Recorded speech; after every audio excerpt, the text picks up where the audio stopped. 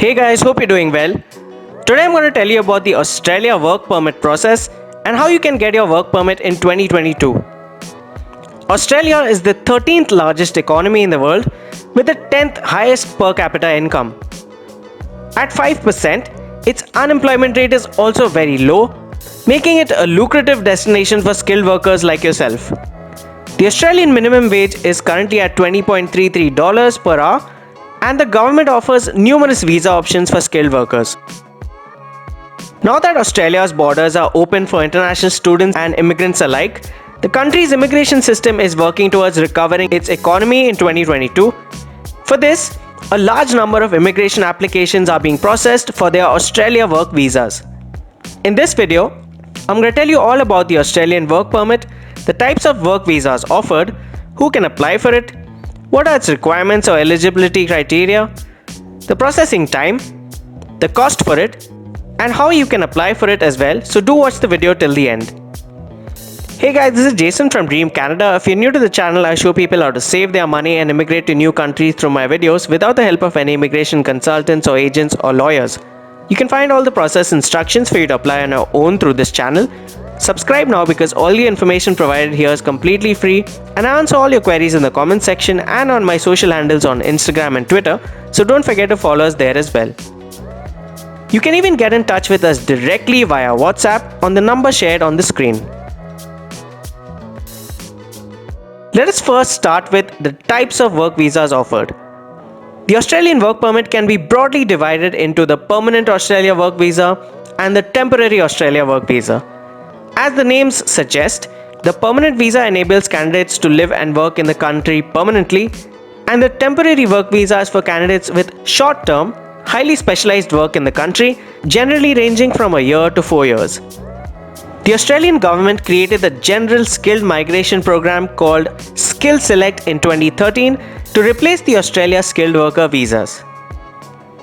The Skill Select is designed to assess the skills of applicants under a points-based system so that immigrants with the right skills can be selected for their respective visas.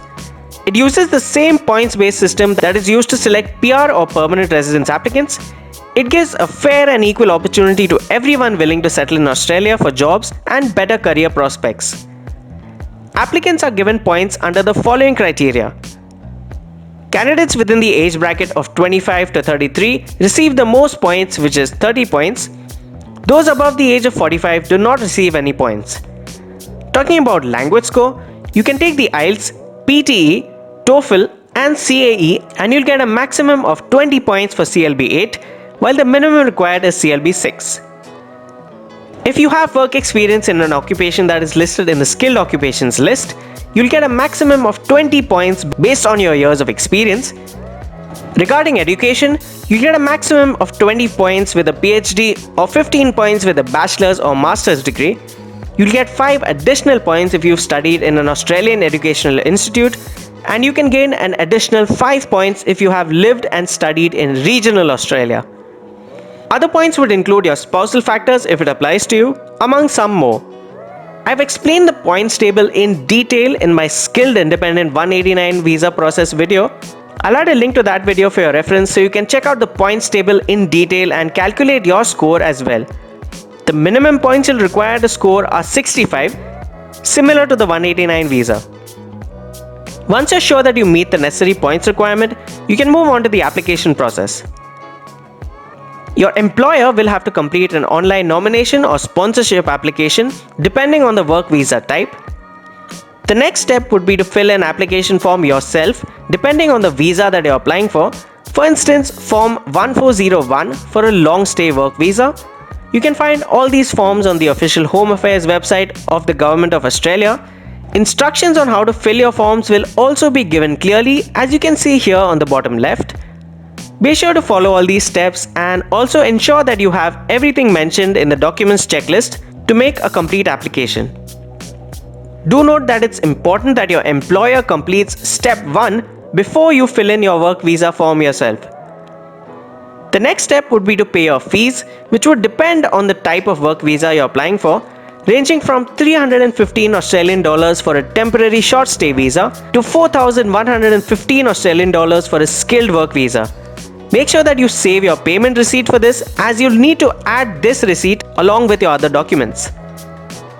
Along with your application form, you'll have to submit your supporting documents that would include your educational certificates, your language test reports, your sponsorship or nomination documents from your employer, your health insurance documents, work experience certificates, your fee payment receipt for your visa, and any other documents that may be required based on your individual profile.